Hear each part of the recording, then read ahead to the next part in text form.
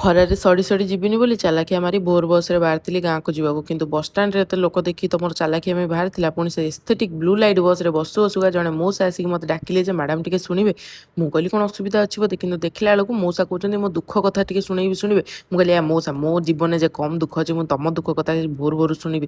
ସେ କଥା ଛାଡ଼, ଆସିକି ପହଞ୍ଚି ଯାଇଥିଲି କଟକ ଷ୍ଟେସନ ନୁହେଁରେ ବସ୍ଷ୍ଟାଣ୍ଡ। ସେଇଠି ଦେଖିଥିଲି ମୁଁ ସନରାଇଜ୍ ପ୍ରଥମ ଥର ପାଇଁ। ତାପରେ ଯେ ସୁଲୁସୁଲିଆ ପବନକୁ ମୋତେ ଯେଉଁ ଢୋଳଟା ମାଡ଼ୁଥାଏ, ମୁଁ ଆଉ କ'ଣ କହିବି। ଏମିତି ଶୋଇଛି ଯେ ଏକାଥରେ ଆସିକି ଘରେ ଛୁଆ କ'ଣ ମୋତେ କ'ଣ ବ୍ଲଗ୍ ବନେଇ ଦେବ କି, କହିବ କ'ଣ କରୁଛୁ ଦେଖା, ଘୋଷାଡ଼ିବ ଖାଲି ମୋବାଇଲଟାକୁ। ମାଙ୍କଡ଼ ଛୁଆ ଭଳିଆ କେମିତି ଓଳିଛି ଦେଖୁନା। ମାମା ପାଇଁ ଗୋଟେ ଚକୋଲେଟ୍ ଆଣିଥିଲି ଯେ ସେ ଚକୋଲେଟ୍ଟି ଭାଙ୍ଗି ଯାଇଥିଲା ବୋଲି ତାକୁ କେମିତି ମୁଡ଼ି ଚୋବେଇଲା ଭଳିଆ ଚୋବୁଛି ଦେଖୁନୁ। ମୋ ବୋଉ ଏଠି ଠାକୁର ପୂଜା କରୁଥିଲା, ମୁଁ ତାକୁ ଦେଖୁଥିଲି। ଖରାକୁ ଦେଖିକି ଭାବିଲି ଯେ ମୋର ସକାଳୁ ଆସିବା ଡିସିସନଟା ତ ବହୁତ ହି ବଢ଼ିଆ ଥିଲା। ଭାବି ଯାଇ ଶୋଇପଡ଼ିଲି। ଶୋଇକି ଉଠିକି ଦେଖେ ତ ବୋଉ ପଣସ ଛଡ଼ଉଛି।